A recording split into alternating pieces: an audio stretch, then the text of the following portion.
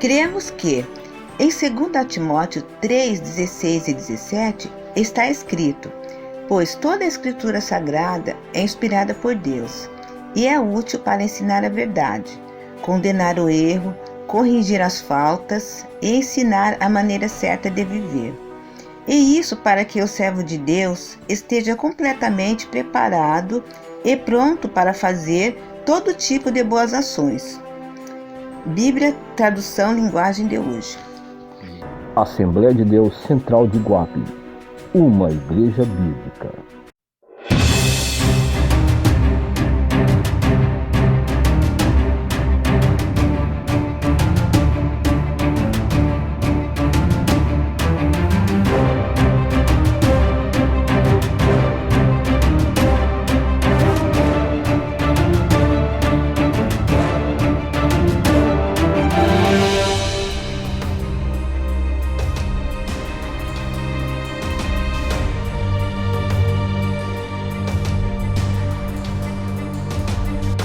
A paz do Senhor, meus queridos, que Deus abençoe a todos em nome de Jesus Cristo. Aqui com vocês é o presbítero João Batista. Estamos aí em mais um culto online para a honra e glória do Senhor, não é? É muito bom estar com você e nesse instante gostaria que você fizesse uma oração comigo para que Deus pudesse revelar a sua palavra. Então vamos orar. Pai querido, Pai santo, nesse instante, Senhor meu Pai, pedimos a sua capacitação para poder revelar, para poder ensinar e para poder, Senhor meu Pai, instruir o teu povo nos caminhos do Senhor. Pai, não dependemos da carne e do sangue, não dependemos da minha sabedoria carnal, mas dependemos única e exclusivamente do teu Espírito Santo. Por isso nos ajuda, Senhor meu Pai, nessa difícil tarefa que é falar do Senhor, meu Pai. Que o Senhor perdoe os meus pecados, meus erros, minhas transgressões, minhas iniquidades, para que a tua palavra venha sair com toda a pureza e com toda a fidelidade, Senhor meu Pai. Em nome de Jesus eu peço que o Senhor esteja tirando todo tipo de tampão dos ouvidos, que, Pai, que nesse instante nós possamos estar ouvindo aquilo que o Senhor tem para nos falar. Nos ajuda, Senhor, nos fortalece, nos direciona. Em nome de Jesus eu te louvo e te agradeço. Amém, Senhor, e graças a Deus. Vamos abrir a palavra de Deus em Números 13. Números capítulo 13. Disse o Senhor a Moisés: envia homens que espiem a terra de Canaã, que eu hei de dar aos filhos de Israel. De cada tribo de seus pais enviareis um homem, sendo cada qual príncipe entre eles. Enviou-os Moisés do deserto de Parã, segundo o mandado do Senhor. Todos aqueles homens eram cabeças dos filhos de Israel.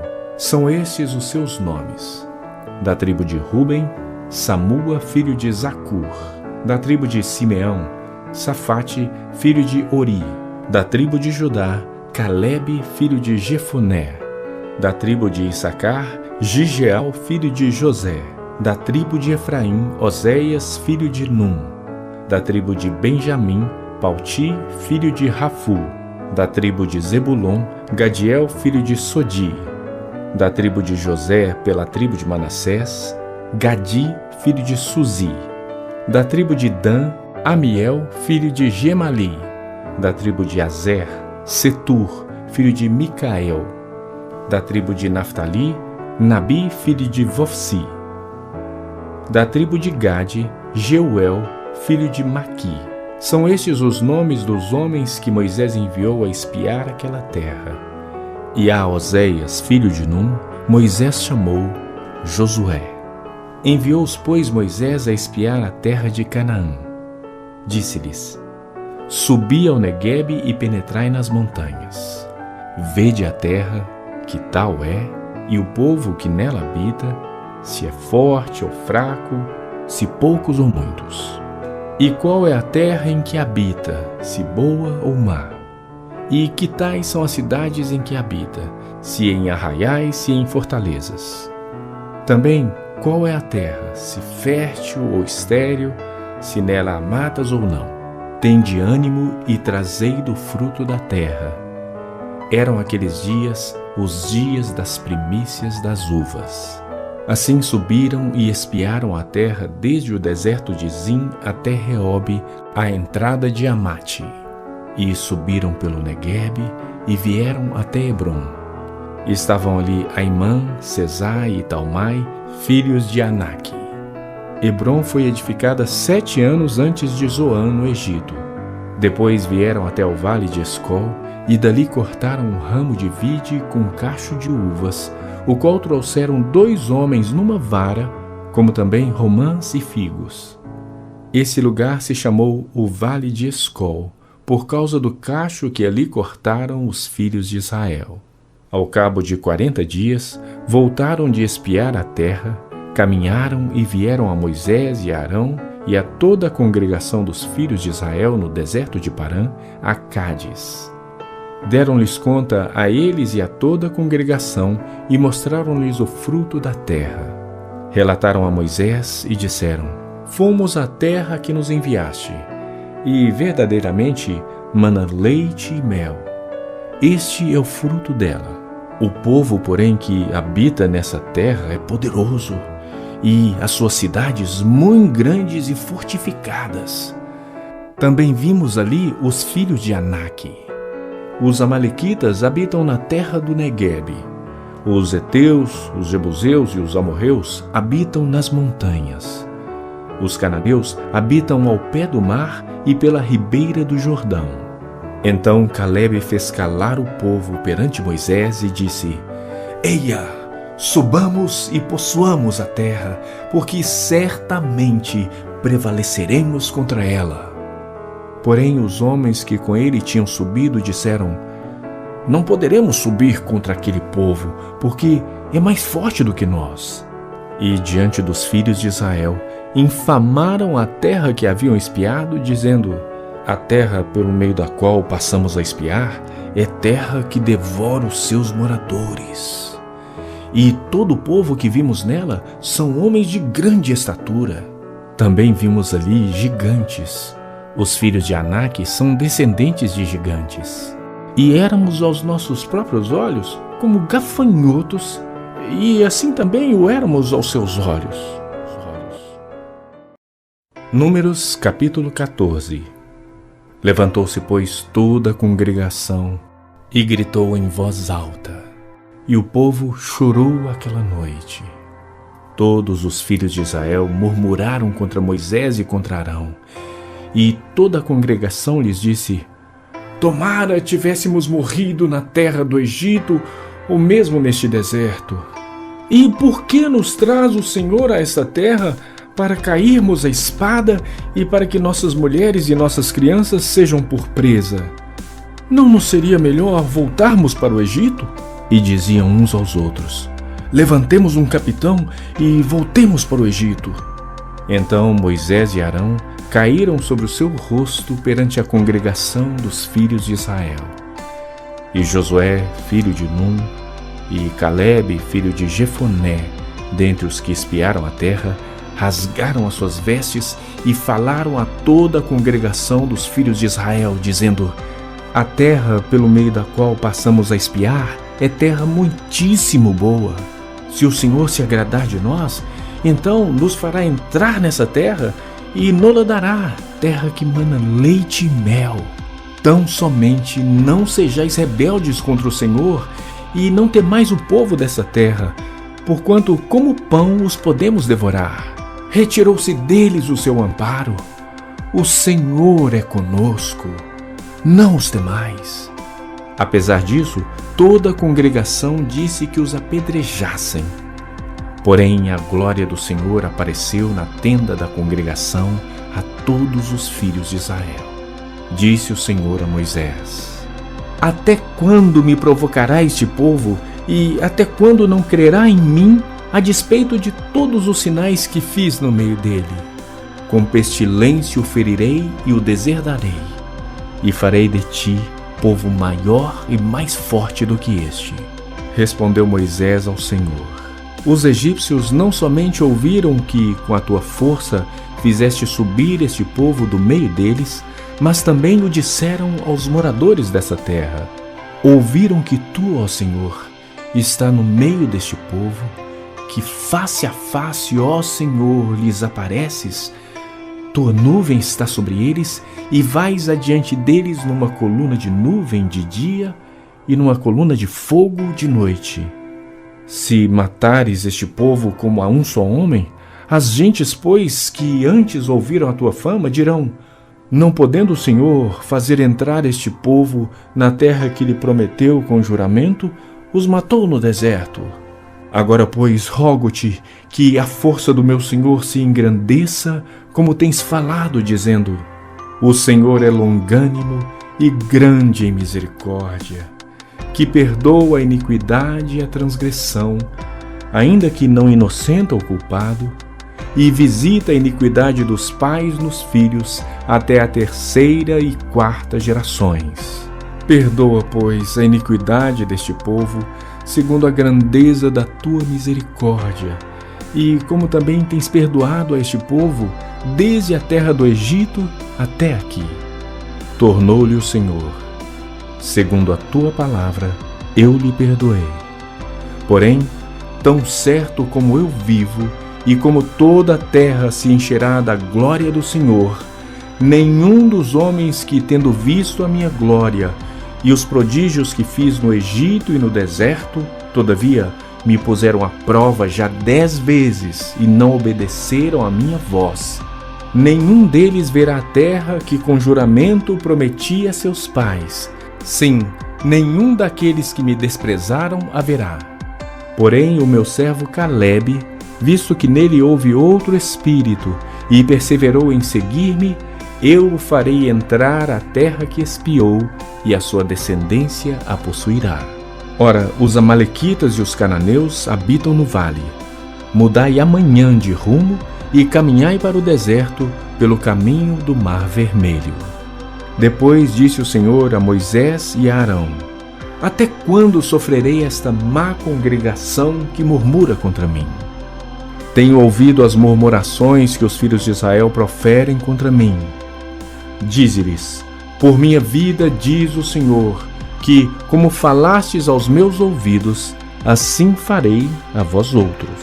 Neste deserto cairá o vosso cadáver, como também todos os que de vós foram contados segundo o censo, de 20 anos para cima, os que dentre vós contra mim murmurastes. Não entrareis na terra a respeito da qual jurei que vos faria habitar nela, salvo Calebe, filho de Jefoné, e Josué, filho de Num.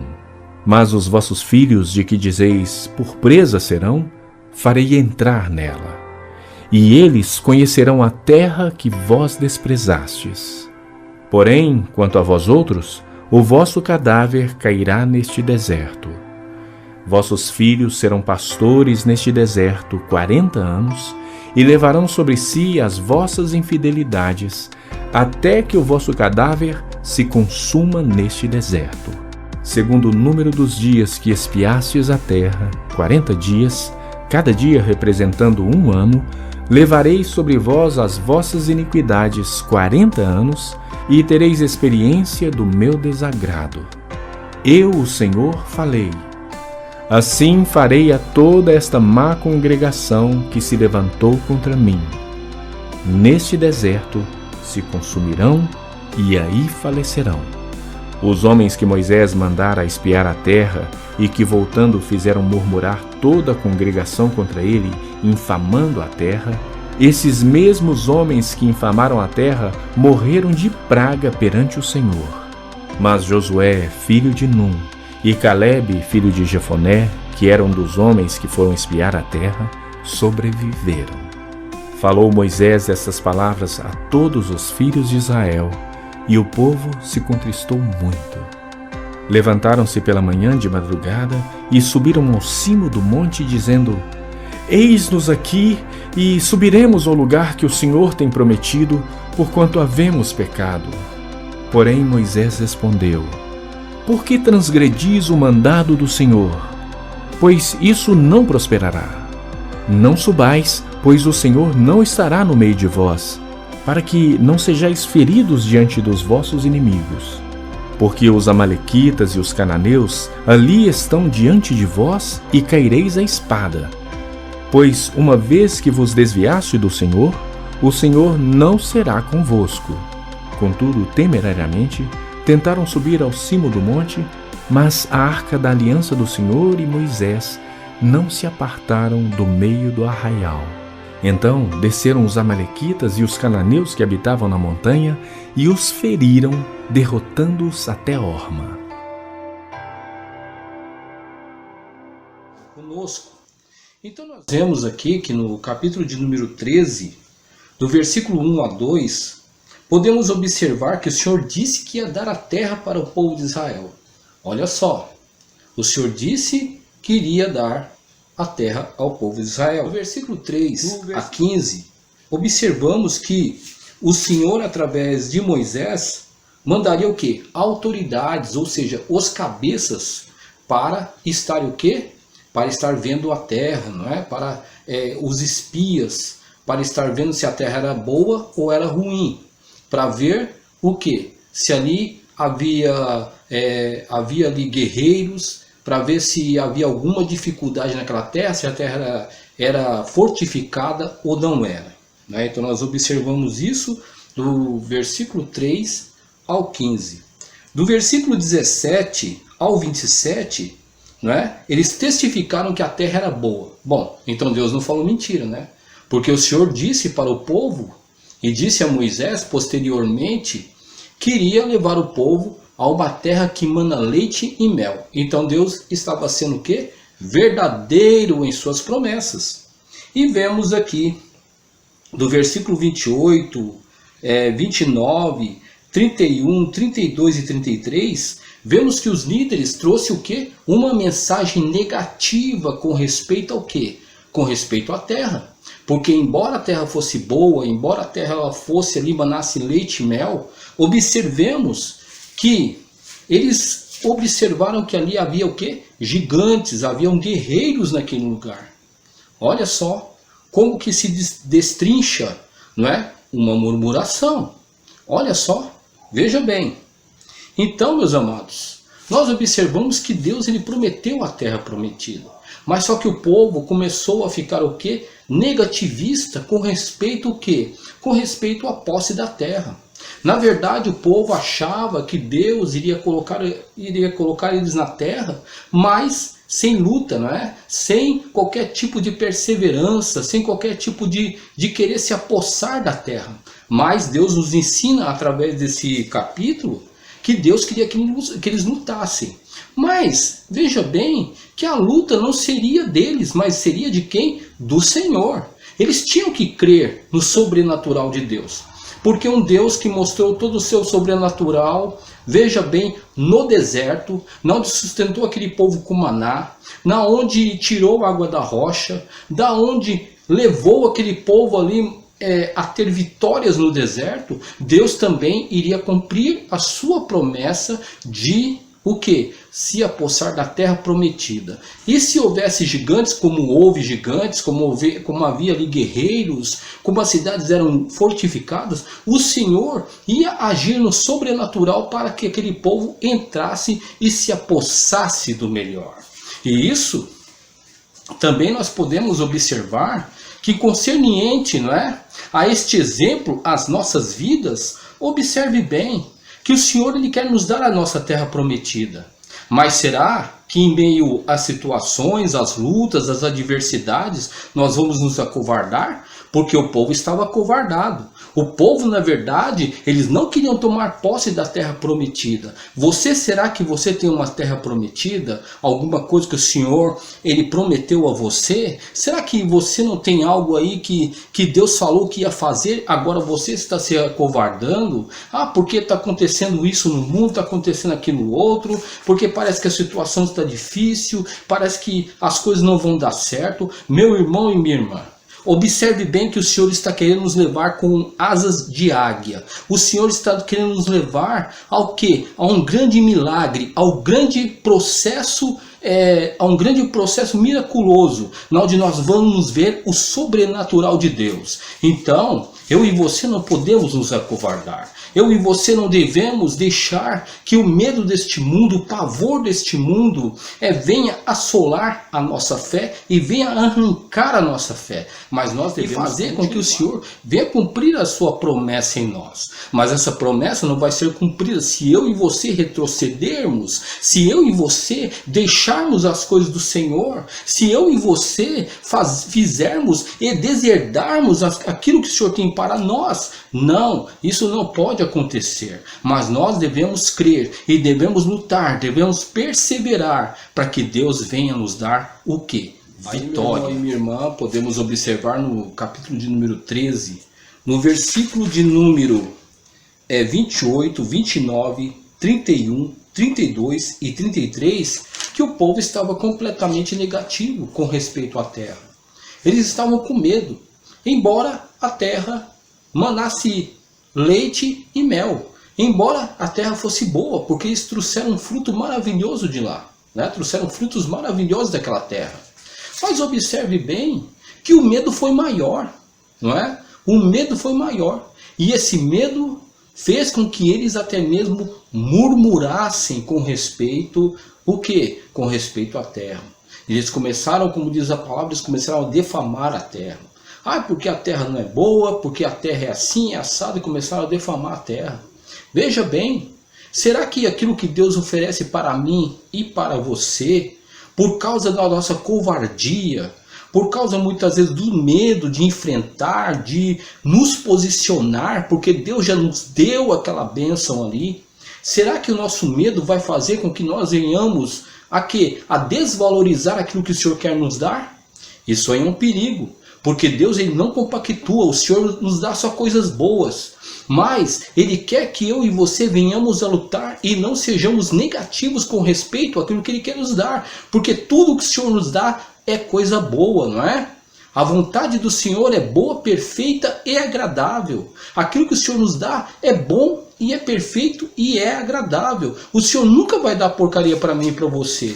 E Deus ele não quer também que nós venhamos a colocar a culpa naquilo que Ele quer nos dar. Ah não, sabe o que é? Aquilo ali é bom, mas só que tem dificuldades, porque tem isso aí, a pessoa começa a ver as dificuldades, começa a colocar defeitos naquilo que Deus quer dar, porque não vou estudar, sabe por quê? Ah, porque é ruim, porque tem essa dificuldade, porque eu vou ter que acordar cedo, porque eu vou ter que dormir tarde, porque eu vou ter que me esforçar, porque eu vou ter que... Então a pessoa começa a colocar defeito. Tá entendendo? Ah, não quero mais servir a obra de Deus. Não vou servir a obra de Deus. Tá certo que eu queria ser um pastor. Tá certo que eu queria alcançar aí o presbitério. Tá certo que eu queria ser um diácono. Tá certo que eu queria fazer alguma coisa na obra de Deus.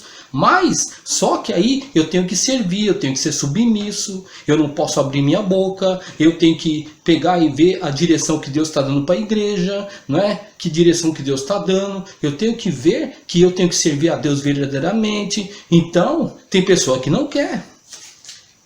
E o defeito nunca é da pessoa.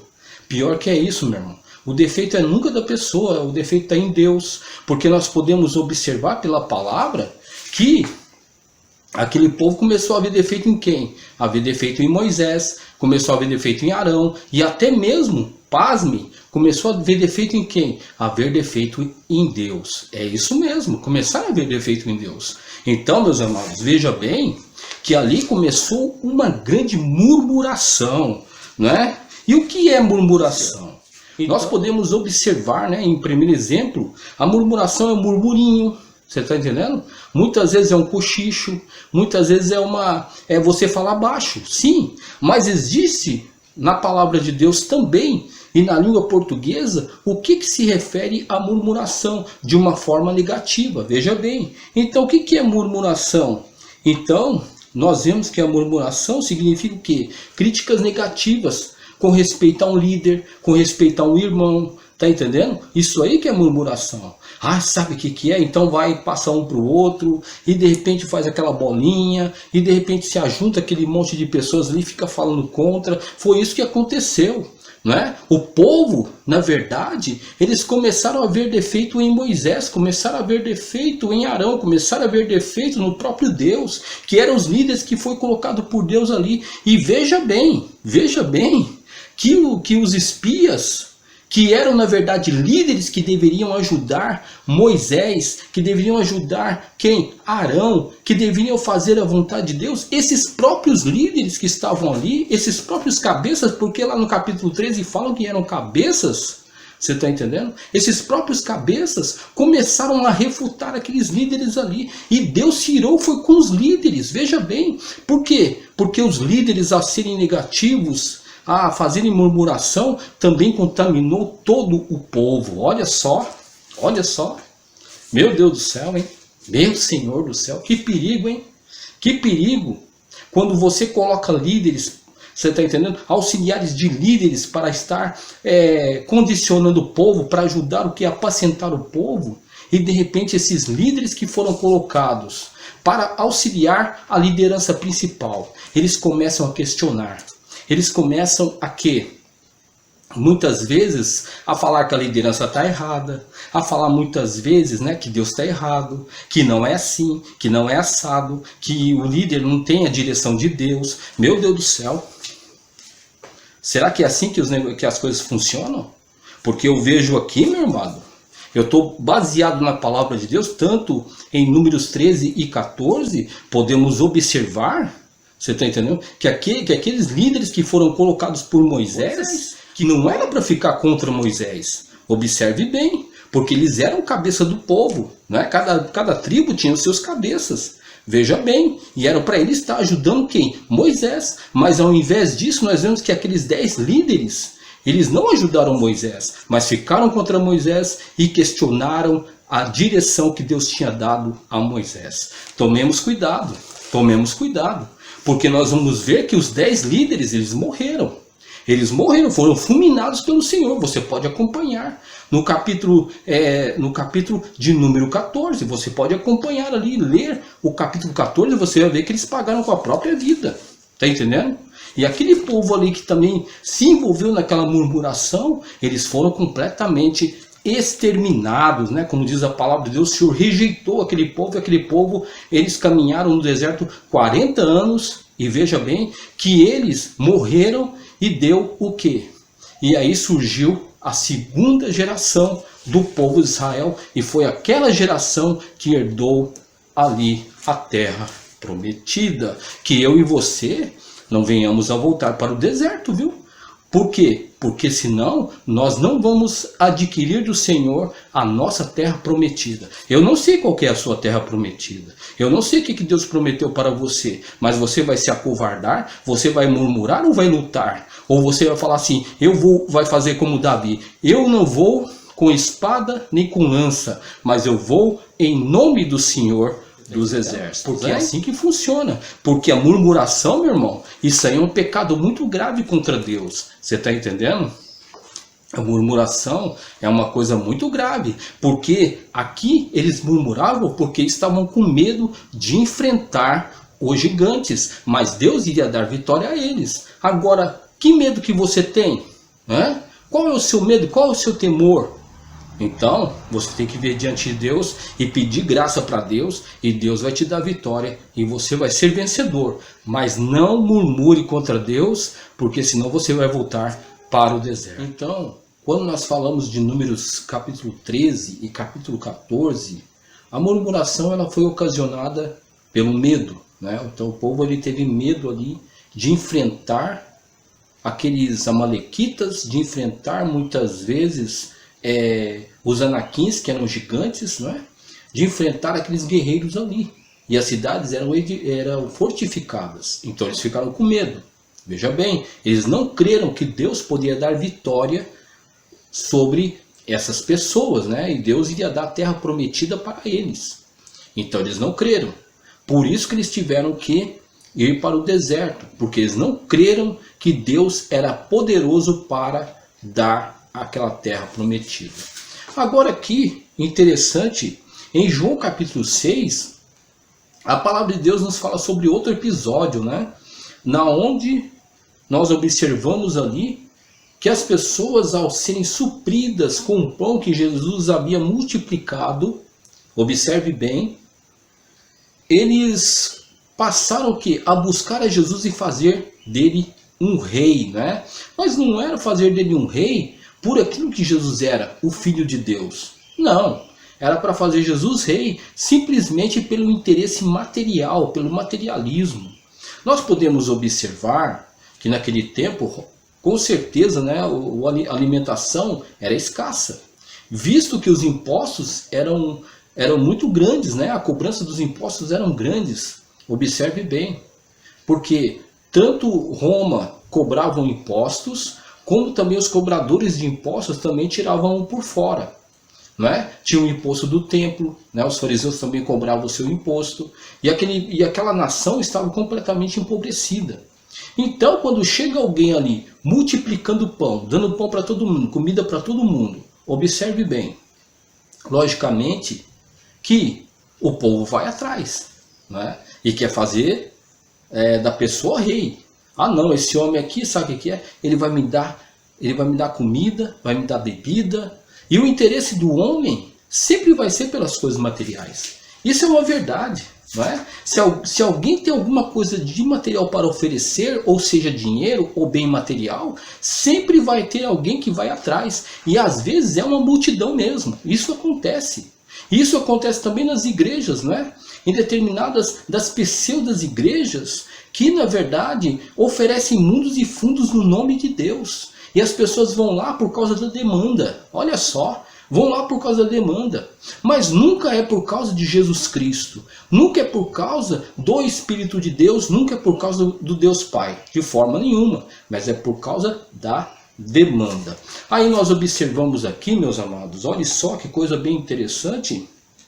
É que quando Jesus ele fala que é o pão da vida, não é? Jesus está falando isso de uma forma espiritual, eles não estão entendendo, porque este é o perigo, né? Quando a pessoa fica muito presa às coisas materiais, nunca vai entender as coisas de Deus. Vai se tornar o quê? Um homem natural e nunca um homem espiritual. Por quê? Porque só vive o quê? Só vive no materialismo. Não vai entender a palavra de Deus. Então ele vai ficar com ira, vai ficar com raiva. Por que Deus não faz? Por que Deus não me ajuda? Por que Deus não me dá força? Né? Por que o pastor não me ajuda? Por que será que a igreja não me ajuda? Porque então a pessoa vai ver sempre o âmbito material e nunca o espiritual, porque o materialismo está em seu coração.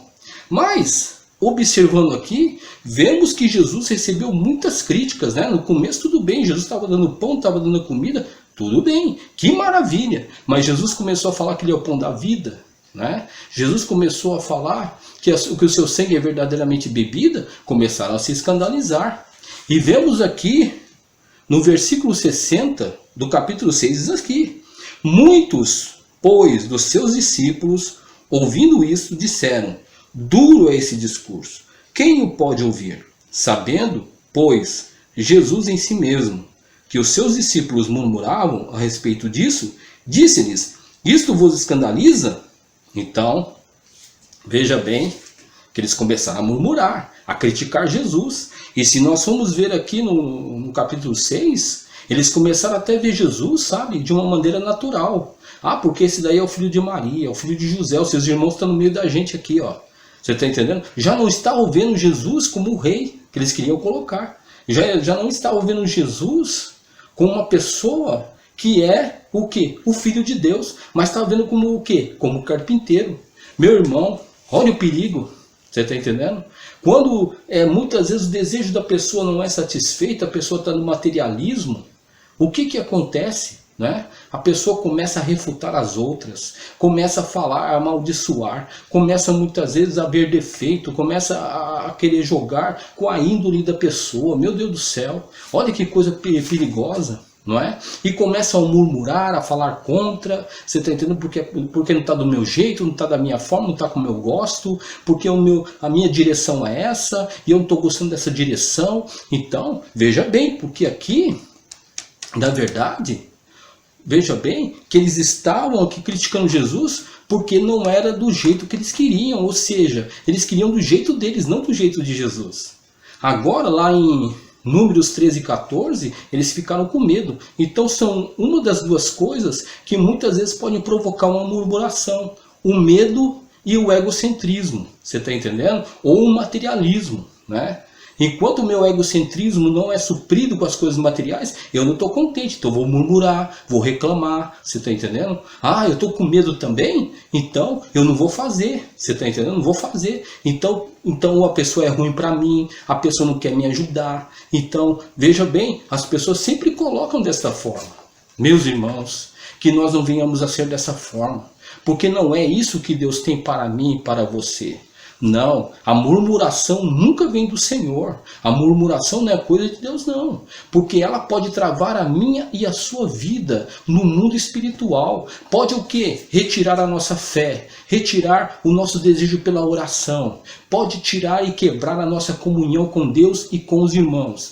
Pode o quê? Anular a nossa comunhão com a igreja, porque se eu não estou na casa do Senhor e não ando de acordo com a vontade de Deus que está sendo colocada na casa de Deus, com certeza eu estou contra a obra de Deus. Estando contra a obra de Deus, Deus não vai aprovar a minha vida. Então, meu irmão e minha irmã, que nós venhamos a tomar cuidado, porque eu e você, se agirmos dessa forma, nós podemos morrer no deserto, nós podemos ser aniquilados pelo Senhor, porque nós estamos nos tornando um tropeço na obra de Deus, né? E Deus não quer isso para mim e para você. Deus não quer que eu e você sejamos tropeço em sua obra, mas Deus quer que eu e você sejamos ajudadores na obra de Deus. Deus quer que eu e você venhamos a conquistar o que? Aquilo que o Senhor tem para nós. No entanto, essa conquista tem que ser com luta, tem que ser com esforço, tem que ser, sabe, nos posicionando no Senhor, buscando o que? A presença de Deus, buscando a direção de Deus, buscando o que? Ficar fiéis aos nossos líderes e também ajudar os nossos irmãos para que eles possam alcançar também a terra prometida e nós possamos ser vitoriosos todos nós juntos, entremos juntos nessa terra prometida e não um ou outro. E que meu irmão, que nós venhamos a ser dessa forma, porque é somente através da direção de Deus que nós vamos adquirir a vitória. Voltando aqui em Números de número 14, versículo de número 24, a palavra do Senhor diz assim: Porém o meu servo Caleb, porquanto nele houve outro espírito, e perseverou em seguir-me, eu o levarei à terra em que entrou, e a sua semente possuirá em herança. No versos de número 30, olha só o que diz a palavra do Senhor. Diz assim: Não entrareis na terra, pela qual levantei a minha mão, que vos faria habitar nela, salvo Caleb, filho de Jefoné, e Josué, filho de Nun. Então, observe bem, meu irmão e minha irmã, que o Senhor, Ele deu a terra para Caleb e também para Josué. Observe bem que esses possuiriam a terra, porque eles agiram sem qualquer tipo de murmuração contra Moisés, contra Arão e contra Deus. Muito pelo contrário, eles foram submissos. Eles queriam lutar. E diz a palavra do Senhor, como nós acabamos de ver no versículo 24, que em Caleb havia outro espírito. Será que o espírito que está habitando na minha e na sua vida? Será que é o espírito de murmuração? Será que é o espírito de rebeldia? Será que é o materialismo que está tampando completamente a nossa visão espiritual? Então isso é uma coisa que eu e você devemos meditar. Por quê? Porque se nós estamos agindo dessa forma, nós estamos completamente fora da vontade de Deus. E nós não vamos adquirir a terra prometida. No capítulo 6 de João, no versículo 68, a palavra do Senhor diz assim: Respondeu-lhe, pois, Simão Pedro: Senhor, para quem iremos nós? Tu tens as palavras de vida eterna. Então, a primeira coisa que nós devemos aprender é que todos os desafios que Deus propõe para nós alcançarmos a nossa terra prometida, nós não devemos ser covardes, mas confiar no Senhor e nos esforçarmos em alcançar e entrar na terra prometida, né? Sem rebeldia, sem rebelião ou sem qualquer tipo de murmuração.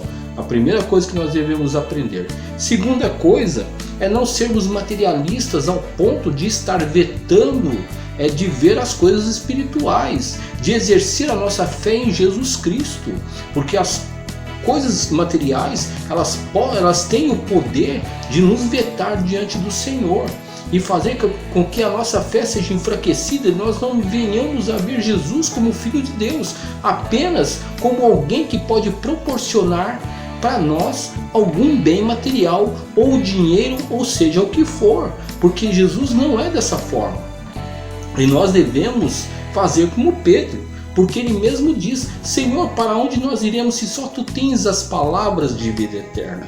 Então nós devemos reconhecer que Jesus tem as palavras de vida eterna para que nós possamos o que? Gozar, né, diante do Senhor, a sua presença, a sua glória, as suas promessas em nossa vida. Então, que Deus te abençoe em nome de Jesus e vamos orar nesse instante. Pai querido, Pai Santo, nos ajuda a andar de acordo com a sua palavra, viver de acordo com aquilo que o Senhor quer. Perdoa os nossos pecados, as nossas transgressões, os nossos erros, que nós não venhamos utilizar a nossa palavra, Senhor. Que nós não venhamos, Senhor meu Pai, a murmurar contra os líderes, a murmurar contra o nosso irmão, a murmurar contra Deus. Em nome de Jesus Cristo, que nós não venhamos a murmurar, Senhor meu Pai, contra a tua casa, contra aquilo que o Senhor colocou para que a tua casa andasse, mas que nós venhamos a visualizar que nós somos vencedores no Senhor. O Senhor está sempre pronto a nos ajudar, desde que nós venhamos a nos posicionar diante de Ti no Espírito Santo para fazer Tua vontade. Nos dá coragem, nos dá força, nos dá direção, em nome de Jesus. Para a honra e glória do Teu nome, eu Te louvo e Te agradeço. Amém, Jesus, e graças a Deus. Então que Deus te abençoe, em nome de Jesus.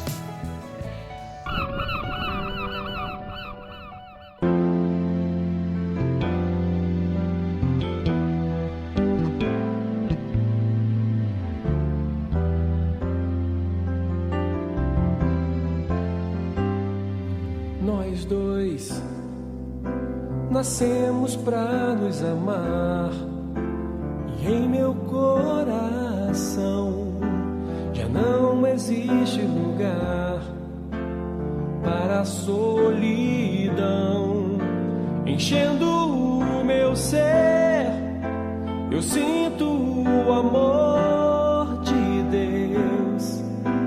Sei que você é um presente que Ele me deu. Por essa razão, o homem deixará pai e mãe e se unirá à sua mulher, e eles se tornarão uma só carne. Gênesis 2, versículo de número 24. Cremos que a família é uma instituição criada por Deus, e como tal, deve ser amada, guardada, protegida e considerada. Família: homem, mulher e sua prole. Família: um projeto do amor de Deus. que fez você pra mim, que me fez pra você.